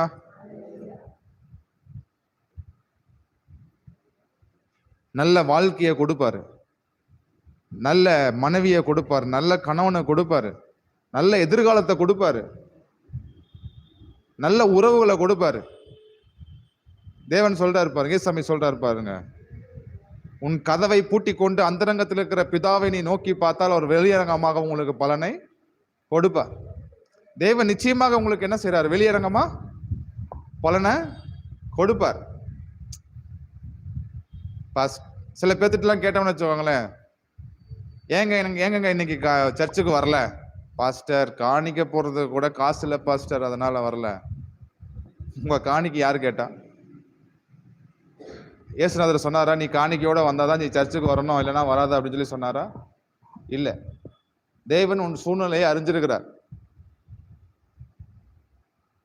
அப்ப நம்ம காணிக்கை கொடுக்கணும்னா, காணிக்கை கொடுக்கணுங்கிற இருதயம் இருந்துச்சுன்னா நீங்க எப்ப ப்ரிப்பேர் பண்ணணும்? சனிக்கிழமையே ப்ரிப்பேர் பண்ணிடணும். அதுக்காக கடன் வாங்கி நீ காணிக்கை கொடுன்னு சொல்லல. தயவு செஞ்சு யாரும் என்ன பண்ணாதீங்க, கடன் வாங்கி காணிக்கை கொடுக்காதீங்க. சில பேர்லாம் உங்களுடைய காணிக்கையை நான் வந்து அவமதிக்கல, தேவன் அதை கனப்படுத்துறாரு. காணிக்கை யாருக்கு? தேவனுக்கு தான், எனக்கு இல்லை, பாஸ்டருக்கு கிடையாது. பாஸ்டரை ஒருவேளை நீங்க பாஸ்டர் கனப்படுத்துறதுக்காக நீங்க காணிக்கை கொடுக்கறவங்களா இருந்தீங்கன்னா நிச்சயமா அப்படிப்பட்ட காணிக்கையை தேவன் என்ன பண்ண மாட்டாரு? ஏற்றுக்கொள்ள மாட்டார். அது தேவனுக்கு அருவருப்பான காரியம். ஆபேலும் காணிக்கை கொடுக்குறான், காயினும் காணிக்கை கொடுக்குறான். ஏன் ஆண்டவர் ஆபேலுடைய காணிக்கை ஆசீர்வதித்தார், காயினுடைய காணிக்கை தேவன் ஏற்றுக்கொள்ளவில்லை? ஏன் ஆபேலுடைய காணிக்கை ஆண்டு ஏற்றுக்கொண்டார்? 2 பேருமே தானே காணிக்கை கொடுத்தாங்க. எபிரேயர் 11ஆம் அதிகாரம்,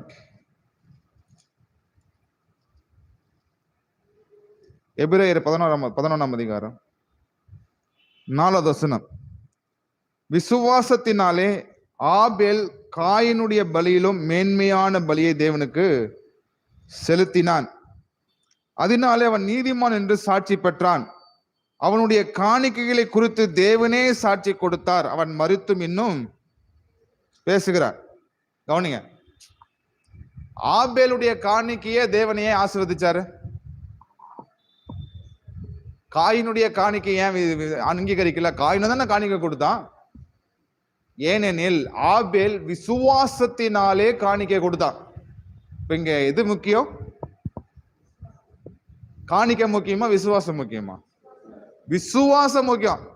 பைபிள்ல நான் கேக்குறேன், இந்த பைபிள்ல ஆண்டவர் உங்ககிட்ட எங்கேயாவது காணிக்கை கேட்டாரா? Tell me. கொடுங்க, சர்ச்சுக்கு வந்தா காணிக்கை கொடுங்கன்னு சொல்லி கேட்டிருக்காரா? இல்ல. அப்ப ஏன் காணிக்கை கொடுக்கணும்? ஏன்னா நான் தேவனை விசுவாசிக்கிறேன். காணிக்கைங்கிறது எதுக்கு அடையாளம்? விசுவாசத்துக்கு அடையாளம். தேவன் என்னை ஆசீர்வதித்திருக்கிறார், தேவன் என்னை பல மடங்கு ஆஸ்வதிக்கப்பட போகிறார், இடம் கொள்ளாமல் போக மட்டும் என்னை ஆஸ்வதிக்க போகிறார் என்கிறதுக்கான அடையாளம் தான் நீங்க கொடுக்கக்கூடிய காணிக்கை. விசுவாசத்தினால நீங்க என்ன பண்ணுங்க? கொடுங்க. அதனால அவன் என்ன பண்றான்? ஆபேல் நீதிமான் என்று சாட்சி பெறுகிறான், ஆனால் காயினோ கெட்டு போன என்று பார்க்கிறோம். யூதா 1ஆம் அதிகாரம் 1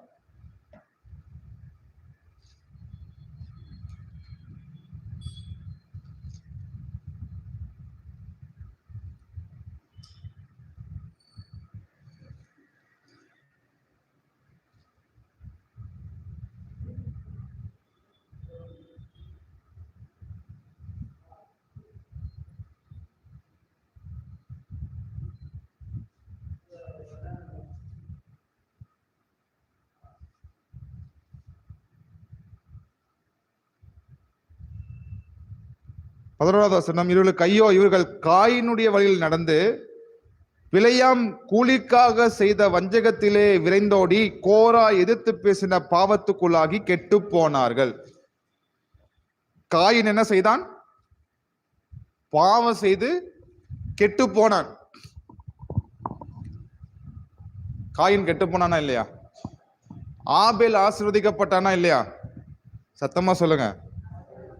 ஆசீர்வதிக்கப்பட்டான். காயின் என்ன செய்தான்? பாவம் செய்தான். பாவம்னா என்ன? அவன் காணிக்கை கொடுக்காம இருந்தா கூட பரவாயில்ல.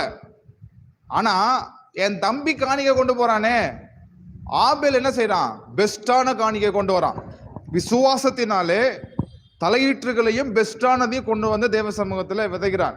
ஆனால் காயினோ சிலவற்றில கொண்டு வந்து ஆபேலும் கொடுக்குறானே, நானும் கொடுக்கணுமேன்னு சொல்லி அவன் விசுவாசம் இல்லாம பெருமைக்காக. சில பேர்ல என்ன பண்ணுவாங்கன்னா, நான் ஒரு வீட்டுக்கு ஜெபம் பண்ண போறேன்னு வைங்களேன்,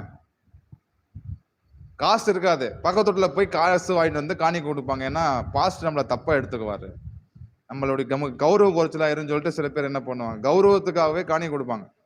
இப்படிப்பட்ட காணிக்கை தேவனுக்கு அருவருப்பு. அது வந்து நிச்சயமா அது பாவம். சரியா? அல்லேலூயா. கவனிக்கிறீங்களா? இப்ப நான் என்ன பண்ணணும்? விசுவாசத்தினாலே விதைக்க வேண்டும், விசுவாசத்தினாலே கொடுக்க வேண்டும். எப்படிப்பட்ட விசுவாசம்? தேவன் என்னை ஆஸ்வதிப்பார், நான் கொடுத்ததே பல மடங்கு தேவன் என்னை கொடுப்பார் என்கிற விசுவாசத்தினாலே நான் விதைக்க வேண்டும். சரியா? இப்ப எதுக்காக நான் சொல்ல வரேன் அப்படின்னா, ஞாயிற்றுக்கிழமை சில பேர் சர்ச்சுக்கு வர்றதில்ல. கேட்டா காசு காணிக்க போறது கூட எனக்கு காசு இல்லைங்க, அதனால தாங்க வரல. நீங்க கொடுத்த தேவன் என்ன பண்ண போறதில்ல, பெரிய ஆகலாக போறது இல்ல. தேவன் வந்து என்ன செய்யறது இல்ல, உங்ககிட்ட எதையுமே எதிர்பார்க்கறது கிடையாது. சரியா? ஹல்லேலூயா. அதுக்காக சர்ச்சுக்கு வராம இருக்காதீங்க. சில பேர், பாஸ்டர் தூங்கிட்டான் பாஸ்டர். நிச்சயமாலுமே தேவனை தேடுகிற இன்ட்ரெஸ்ட் இருந்துச்சுன்னா நீங்க என்ன பண்ண மாட்டீங்க? தூங்க மாட்டீங்க. எப்படியாவது எந்திரிச்சு சர்ச்சுக்கு வந்து உக்காந்துருவீங்க. ஒன்னு தெரிஞ்சுக்கோங்க, உன்னை இழக்காம உன்னை நீங்க பெற்றுக்கொள்ள முடியாது. அப்போ நீங்கள் தேவனை தேட வேண்டும் என்றால் உங்களுடைய சுயத்தை நீங்கள் இழக்க வேண்டும், உங்களுடைய கௌரவத்தை நீங்கள் இழக்க வேண்டும், உங்களுடைய சூழ்நிலைகளை நீங்கள் இழக்க வேண்டும், உங்களுடைய காசு பணத்தை நீங்கள் இழக்க வேண்டும். இதை நீங்கள் இழந்தால், இப்ப நீங்க இழக்கிறீங்கன்னா என்ன அர்த்தம்? நான் தேவனை மேன்மையாக எண்ணுகிறேன். பணத்தை விட, தங்கத்தை விட, வைரத்தை விட, சொந்தக்காரங்களை விட, மனுஷங்களை விட தேவனை நான் என்ன பண்றேன்? மேன்மையாக நான் எண்ணுகிறேன். அப்போ நீங்க தேவனை மேன்மையாக நீங்கள் எண்ணுகிறீர்கள் என்று சொன்னால், அந்த தங்கத்தை படிச்சது யாரு? அவரு. உலகத்தை படிச்சது யாரு? அவரு. எல்லாத்தையுமே அவர் தான் படிச்சிருக்காரு. நீங்கள் அவருக்கு முக்கியத்துவத்தை கொடுக்கிறவர்களா எல்லாவற்றையும் தேவன் உங்களுக்காக தருவார். முதலாவது தேவனுடைய ராஜ்யத்தையும் அவருடைய நீதியையும் தேடுங்கள், அப்பொழுது எல்லாம் உங்களுக்கு கூட கொடுக்கப்படும். எப்படி சர்ச்சில் வந்து உட்காந்து தூங்க தான் போறீங்க? அது வீட்டில் தூங்குறதுக்கு சர்ச்சில் வந்து தூங்குங்களேன். அல்லேலூயா. தூங்குறவங்களாம் ஒரு அல்லேலூயா சொல்லுங்க. பரவாயில்ல, எல்லாம் முழிச்சிட்டு இருக்கிறீங்க. அல்லேலூயா. வீட்டில் தான் தூங்குறீங்க, 8 மணிக்கு எந்திரிக்கிறேன், 9 மணிக்கு எந்திரிக்கிறீங்க. அட்லீஸ்ட் ஒரு 6:30 மணிக்கு வந்து உக்காந்து ஒரு 2-3 வாரம் என்ன பண்ணுங்க, முயற்சி பண்ணி வந்தீங்கன்னா 4வது வாரம் என்ன ஆயிடும்? அதுவே செட் ஆயிடும். ஒரு வாரம் சர்ச்சுக்கு வராம விட்டுட்டீங்க அப்படின்னா திரும்ப சர்ச்சுக்கு வர்றதுக்கு 1 வருஷம் ஆகி போயிடும். பிசாசு என்ன பண்ண மாட்டான்? சர்ச்சுக்கு வர்றதுக்கு உங்களுக்கு அலோவ் பண்ண மாட்டான். புரியுதா? பிசாசுக்கு நல்லாவே தெரியும், இந்த லேடி, இந்த ஆளு போய் தேவனுடைய சமூகத்துல வார்த்தையை கத்துக்கிட்டா அவன் வெற்றி உள்ள வாழ்க்கை வாழ முடியும், அவன் ஆஸ்வதமா இருக்க முடியும். அதனால இவனை ஆஸ்வதமா வாழ்றதுக்கு விடக்கூடாதுன்னு உங்களை என்ன பண்ண மாட்டான்? சர்ச்சுக்கு போறதுக்கு விட மாட்டான். தேவனை ஆராதிக்கிறதுக்கு பிசாசு உங்களை அலோவ் பண்ணவே மாட்டான். நீங்களும் பிசாசு ஒரு பேச்சை கேட்டுக்கிட்டு என்ன பண்றீங்க? வீட்டுல உக்காந்துக்கிட்டு எதையாவது செஞ்சுட்டு உக்காந்துட்டு இருக்கிறீங்க. சரியா? சோ அதனால முதல்ல தெரிஞ்சுக்கோங்க, பாவம்னா என்னன்னா, நான் சர்ச்சுக்கு வராம வீட்டுல உக்காந்துட்டு இருக்கிறது தான் பாவம். அல்லேலூயா. வீட்டுல உக்காடுறதுக்கு பதிலா தேவனுடைய சமூகத்துல உக்காந்தி தேவனை என்ன பண்ணுங்க? ஆராதிக்க ஆரம்பியுங்கள். தேவனுடைய வார்த்தையை கற்றுக்கொள்ளுங்க. முதல்ல எதுக்குங்க நான் சர்ச்சுக்கு வரணும்? எதுக்கு சர்ச்சுக்கு வரணும்? சர்ச்சினுடைய முக்கியம் என்ன? இந்த கட்டடத்துக்குள்ள தேவன் இருக்காரா? கட்டடத்துக்குள்ள தேவன் இருக்காரா? உங்களுக்குள்ள இருக்காரா? உங்களுக்குள்ள இருக்காரு. எது கோயில்? கட்டடமா? நீங்களா?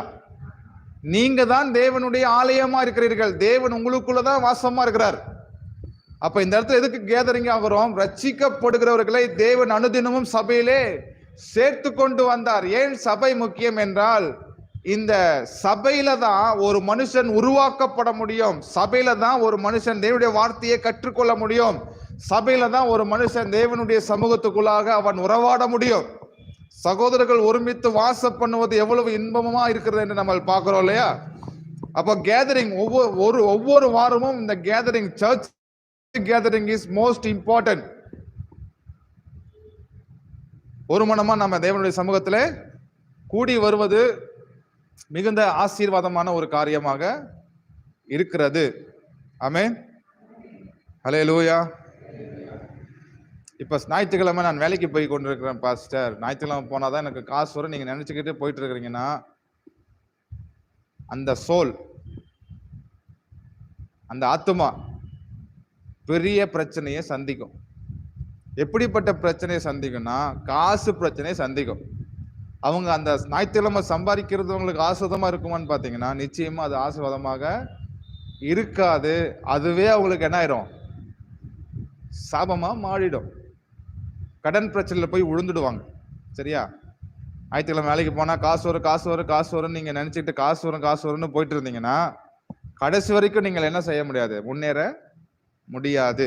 ஆனால் தேவ சமூகத்துல வந்து உக்காந்தி நீங்கள் தேவனை ஆராதனை செய்து இளைப்பாறுனீங்க அப்படின்னு சொன்னா, தேவன் நிச்சயமாக உங்களுக்கு பல மடங்கு ரிட்டர்ன்ஸை கொடுக்க முடியும். அல்லேலூயா. அப்ப சர்ச் கேதரிங் வந்து என்னது? முக்கியமா இல்லையா? முக்கியம். இந்துக்காரங்கெல்லாம் வந்து கோயிலுக்கு போறாங்கன்னா அவங்களுக்கு ஒரு நம்பிக்கை என்னது? சாமி உள்ள இருக்குது, சாமி கும்பிடுவோம், சாமி கும்பிடலாம் அப்படின்னு அவங்க சாமி கும்பிடுறாங்க. ஆனா சாமியை மாத்திரம் உள்ள வச்சு பூட்டிட்டு மனுஷன் வெளியே என்ன பண்றான்? சுத்திக்கிட்டு இருக்கிறான். ஆனா தேவன் சொல்றாரு, வானம் எனக்கு சிங்காசனம், பூமி எனக்கு எப்படி இருக்குது? பாதப்படியா இருக்குது. அங்க உக்காந்து ஒரு காலை நீட்டினாருன்னா கால் என்ன பண்ணுமா? பூமிக்கு வருமா? அப்ப அவருக்கு எப்படிப்பட்ட கோயிலை கட்டணும்? பரலோகத்திலிருந்து கீழே வரைக்கும் ஒரு கோயிலை கட்டணும். கட்ட முடியுமா அவனாவது? ஒரு கட்டடம் அவரை கொல்லுமா? அடக்கிட முடியுமா? அடக்கிட முடியாது. அவர் சர்வ வல்லவர். எவ்வளவு பெரிய சூரியனை உண்டாக்கி இருக்கிறாரு பாருங்க. சூரியன் பக்கத்துல போய் நின்னாவே அந்த சூரியன் என்ன பண்ணிடுது? மனுஷனை கருக்கிடுது. நிலம் எவ்வளவு பெருசு இருக்குது. அப்போ அதை உண்டு பண்ணின தேவன் எவ்வளவு பெருசு இருப்பாரு? காற்றை உண்டாக்கி இருக்காரு. இந்த காற்று பாருங்க, காற்றை அடக்க முடியுதா? ஊர் முழுக்க அது பரவி இருக்குது. வெளிச்சத்தை அடக்க முடியுமா? வெளிச்சத்தை அடக்க முடியாது. அப்ப ஒரு காற்றுவே உங்களால அடக்க முடியாது அப்படின்னா, ஒரு வெளிச்சத்தையே உங்களால் அடக்க முடியாதுன்னா, அப்போ வானத்தையும் பூமியும் உலகத்தை உண்டாக்கின தேவனை நீங்கள் எப்படி ஒரு கட்டடத்துக்குள்ள வச்சு நீங்கள் அடக்க முடியும்? சொல்லுங்க, முடியுமா? முடியாது. அவர் கட்டடத்துக்குள்ள வச்சு அடக்க முடியாது. அதனால தான் தேவன் சொல்றாரு, நீங்களே எப்படிப்பட்டவர்களா இருக்கிறீங்க? எனக்கு ஆலயமா, நீங்களே எனக்கு கோயிலா இருக்கிறீங்க. அப்ப யாரு கோயிலு? நான் தான் கோயிலு. யாரு கோயிலு? நான் தான் கோயிலு. அப்போ இந்த கோயில் வந்து நிறைய பேர் என்ன பண்ணுவாங்கன்னா, கோயிலுக்கு போகும்போது என்ன பண்ணுவாங்க? தீட்டா போகக்கூடாது, கொஞ்சம் சுத்தபத்தமா போகணும்னு சொல்லி காலில் எந்திரிச்சு குளிச்சுக்குவாங்க. சேமை போட்டு குளிச்சுட்டு நல்ல துணி போட்டுக்கிட்டு சென்டெல்லாம் அடிச்சுட்டு போவாங்க. ஆனா போற வழியிலே என்ன ஆயிருது? வேர்த்து நாரி போயிடுவாங்க. போகும்போது சுத்தமா போகணும்னு நினைப்பாங்க. ஆனா வெயில் ஏற ஏற என்ன ஆயிருது? வேர்வை வந்து நாரி போயிடும். அப்புறம் நாரி போய் தான் சாமி கும்பிட்டு வருவாங்க. வெளி பிரகாரமா சுத்தம் பண்ணியாச்சு. இப்ப மனசை சுத்தம் பண்ணுமே. மனசுக்குள்ள என்ன இருக்குது? போட்டி, பொறாமை, வெறுப்பு, சண்டை, எல்லா அசுத்தமும் எங்க இருக்குது? மனசுக்குள்ள இருக்குது. அப்ப தேவன் எதை வந்து சுத்தப்படுத்த சொல்றாரு? சரீர பிரகாரமான சுத்தம் கிடையாது. ஏன்னா இது திரும்ப திரும்ப நீங்க எத்தனை சோப்பு போட்டு குளிச்சாலும் சரி, அம்மாம் சோப்பு போட்டாலும் சரி, சிந்தால் சோப்பு போட்டாலும் சரி, எத்தனை சோப்பு போட்டாலும் சரி, குளிச்சுட்டு வெளியே வந்து 5 நிமிஷத்துல உங்களுடைய உடம்பு என்ன ஆயிரும்? வேர்த்துரும். நாராத உடம்பு எங்கேயாவது இருக்குதா? பழமையாகாத உடம்பு எங்கேயாவது இருக்குதா? சுருங்காத உடம்பு எங்கேயாவது இருக்குதா? பாத்தீங்கன்னா மூஞ்சியை வச்சே சொல்லிடலாம் இவங்களுக்கு எத்தனை வயசுன்னு. 25 வயசா இருந்தா அவனுடைய தோல் வந்து ஒரு மாதிரி இருக்கும், 30 வயசுல ஒரு மாதிரி இருக்கும், 40 வயசுல ஒரு மாதிரி இருக்கும். இளம் வயசுல இருக்கக்கூடிய பொண்ணை வந்து யூத்து, கல்யாணமான பொம்பளைய ஆன்டி, இப்ப தலை நிறைச்சிருச்சுன்னா கிளவி பாட்டி, அப்புறம் தோல்லாம் சுருங்கி போய் தடி ஓடிட்டு கிளவி, அவள் தான் முடிஞ்சு. அதுதான் வாழ்க்கை. யூத்தா இருந்த புள்ள இப்ப எப்படி ஆயிடுச்சுங்க? கிளவியா மாறிடுச்சு. ஏன்னா பல்லெல்லாம் உளுந்துருது. இந்த சரீரத்துல எதுவுமே என்ன இல்ல, நிரந்தரம் கிடையாது. எல்லாமே அழுகி போகிற உடம்பு இது. பல்லு ஒரு நாள் விளக்கலன்னா வாய்ஸ் பல்லு அடிச்சிருது. அது ராஜாவா இருந்தாலும் சரி, கிளியோபட்ராவா இருந்தாலும் சரி. ஒரு நாள் பல்லு வளர்க்கலன்னா என்ன ஆயிடும்? ஸ்மெல் அடிச்சிடும். சரியா? சரி, ஹல்லேலூயா. உடம்பு நாடிடும். அப்ப கோயில்ல என்ன இருக்கணும்? சுத்தம் இருக்கணும். எங்க சுத்தம் இருக்கணும்? இருதயத்துல சுத்தம் இருக்கணும். இப்ப ஆண்டவர் என்ன சொல்றாரு? மாயமான சுத்தத்துல வராதப்பா. நிறைய பேர் நான் கறி சாப்பிட்டுட்டேன் பாஸ்டர், இன்னைக்கு எப்படி சர்ச்சுக்கு வர்றது அப்படின்னு சொல்லுவாங்க வில்லேஜ்ல எல்லாம். இப்ப அவங்க என்ன செய்யறாங்க? அதுதான் சுத்தம் நினைச்சிட்டு இருக்காங்க. ஆனா தேவன் சொல்றாரு அது சுத்தம் இல்லப்பா, உன் இருதயத்துல இருக்கக்கூடிய அழுக்க நீ போய் போக்கிடுப்பா அப்படின்னு சொல்லி சொல்றாரு. அப்ப இருதயத்துல இருக்கக்கூடிய அழுக்க நான் எப்படி போக்க முடியும் அப்படின்னா, தேவ சமூகத்துல நீங்க வந்து உக்காந்தாதான் தேவன் என்ன செய்யறாரு? உங்களுடைய இருதயத்தை சுத்திகரிக்கிறாரு. அல்லேலூயா. நீங்க சுத்தத்தோட வர முடியாது. அசுத்தத்தோட உள்ள வந்தீங்கன்னா சுத்தத்தோட வெளியே போகலாம். நீங்க சுத்தத்தோட வந்து வரணும்னு நீங்க நினைச்சிட்டு வந்துட்டு இருந்தீங்கன்னா நீங்க சுத்தத்தோட என்ன பண்ண மாட்டீங்க? போக முடியாது. ஓகேவா? அல்லேலூயா. தேவன் எங்க இருக்கிறாரு? சொல்லுங்க. தேவன் எங்க இருக்காரு? உங்களுக்குள்ள இருக்கிறாரு. நீங்க தான் என்னது? கோயில். நீங்க தான் கோயில். உங்களுக்குள்ளதான் ஆண்டு வாசம் பண்றாரு. ஏன்னா அவர் வானத்தையும் பூமியும் உண்டாக்கினவர். எதுலையுமே அவர் என்ன பண்ண மாட்டாரு? வாசம் பண்ண மாட்டாரு. ஓகேவா? அதனால இந்த கட்டடத்துக்குள்ள வந்து 2-3 பேருக்கு ஆண்டு சொல்றாரு, இந்த கட்டடத்துல மாத்திரமல்ல எங்கும் பிதாவை தொழுதுகிற காலம் வரும் இல்லையா? நீ ஆராதிக்கிற எந்த ஸ்தானமா இருந்தாலும் இறங்கி வந்து உன்னை ஆசீர்வதிப்பேன் என்று தேவன் சொல்லியிருக்கிறார். புரியுதா? நீ இருக்கிற இடத்துல வந்து என்ன பண்ணுவார் ஆண்டவர்? ஆசீர்வதிப்பார். தேவனை தேடி நீங்க என்ன பண்ண வேணாம்? மலையே சுத்த வேணாம். மலையில தேவன் அல்ல. நீங்க போய் நடுரோட்ல போய் நின்று ஆண்டவரே என்ன காப்பாத்துமான்றே என்று சொல்லி கூப்பிட்டா கூட அந்த இடத்துல கூட என்ன பண்ணுவாரு? இறங்கி வந்து ஆஸ்வதிப்பார். குப்பத்தொட்டி பக்கத்துல போய் நின்று நீங்க ஜெபம் பண்ணாலும் ஆண்டு அந்த இடத்துல இறங்கி வந்து ஆஸ்வதிப்பார். நிறைய பேர் என்ன நினைக்கிறாங்கன்னா, சுத்த நீட்டா இருக்கக்கூடிய இடத்துலதான் ஆண்டு வருவாருன்னு நீங்க நினைக்கிறீங்க. மனுஷனை காப்பாற்றுவதற்கு எந்த இடமா இருந்தாலும் சரி, தேவன் இறங்கி வந்து அந்த மனுஷனை ஆசீர்வதிப்பார், அந்த மனுஷனை காப்பாற்றுவார். ஆமென். ஹல்லேலூயா. அப்போ கடவுள் இங்க இருக்கிறாருன்னு தேடி வரல. கடவுளை அதை அப்படி பார்க்க வரல. நான் என்ன பண்ண வரேன்? சர்ச்சுக்கு இளைப்பாறும்படியாக வந்திருக்கிறேன். தேவனை தேடும்படியாக வந்திருக்கிறேன். அவரை வார்த்தையை கேட்கும்படியாக வந்திருக்கிறேன். அட்லீஸ்ட் நான் பிரசங்கத்தை கூட கவனிக்கல. பாஸ்டர் தூங்கிட்டு தான் பாஸ்டர் போறேன். ஒன்னும் பிரச்சனை இல்லை. தேவனுடைய சமூகத்துல உட்காந்து தூங்கி இருக்கிறீங்களா இல்லையா? இளைப்பாறுக்கிறீங்களா இல்லையா? அதனால அதனுடைய ஆசீர்வாதத்தை தேவன் நிச்சயமாக உங்களுக்கு கொடுப்பார். ஆமென். எப்படியாவது அட்டெண்டன்ஸ் போட்டீங்க, நீங்க வந்து உட்காந்துட்டீங்க, அதுக்காவது தேவன் என்ன பண்ணுவார்? உங்களை ஆசீர்வதிப்பார். ஆமென். ஹல்லேலூயா. அதனால ஆண்டவர் என்ன பண்ணல, உங்களுக்கு சிஸ்டர் சர்ச்சுக்கு வாங்க கம்பல் பண்ணல. இது உங்களுக்கும் அவருக்கும் இருக்கக்கூடிய ரிலேஷன்ஷிப். நீங்க 3 மடங்கு ஆஸ்வதமா இருக்க வேண்டும் என்று விரும்பினால் இந்த சத்தியத்தை நீங்கள் ஏற்றுக்கொள்ளுங்கள், இந்த சத்தியத்தை விசுவாசியுங்கள், தொடர்ந்து ஆலயத்துக்கு வாங்க. இல்ல பாஸ்டர் நீங்க சொல்ற பிரசங்கத்துல எனக்கு உடன்பாடு இல்லைன்னா விட்டுடுங்க. நீங்க என்ன செய்யுங்க, உலக பிரகாரமா நீங்க வழக்கம் போல நீங்க என்ன செய்யுங்க, நீங்கள் கிரியை நடப்பித்துக் கொண்டே இருங்க. இல்லையா? அதான் ஆண்டு சொல்றாரு, உனக்கு முன்னாடி என்ன பண்ணிருக்கிற, ஆசீர்வாதத்தையும் வச்சிருக்கிற, சாபத்தையும் வச்சிருக்கிற. நீங்கள் எதை தேர்ந்தெடுக்கிறீர்களோ அதுதான் உங்களுக்கு வந்து சேரும். இல்லையா? ஹல்லேலூயா. கவனிக்கிறீங்களா? நீங்க எதை தேர்ந்தெடுக்கிறீங்களோ உங்களுடைய சாய்ஸஸ் இஸ் வெரி இம்பார்ட்டன்ட். உங்களுடைய தேர்ந்தெடுப்பது என்பது ரொம்ப ரொம்ப முக்கியம். நான் 3 மடங்கு ஆசீர்வாதமா இருப்பேன் என்று நீங்கள் நம்பினால் தேவனை தேட ஆரம்பியுங்கள். தேவன் உங்களுக்கு 3 மடங்கு பலனை கொடுப்பார். எப்படி இஸ்ரவேல் மக்கள், அதுக்கு எடுத்துக்காட்டி இஸ்ரவேல் மக்களை பாருங்க. வருஷத்துக்கு 117 நாள் ஓய்ந்திருக்கிறான். 117 நாள் மித்த எவ்வளவு, 365 நாள்ல 117 நாள் போயிருச்சுன்னா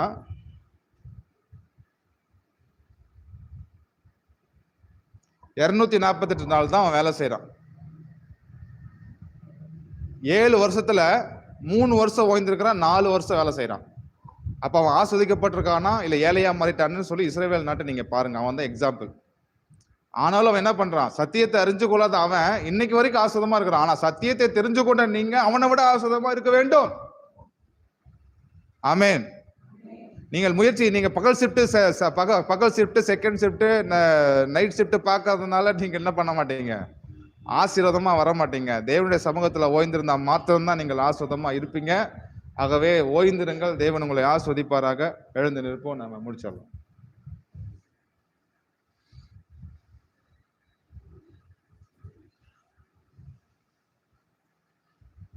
எழுந்து நிற்போம்.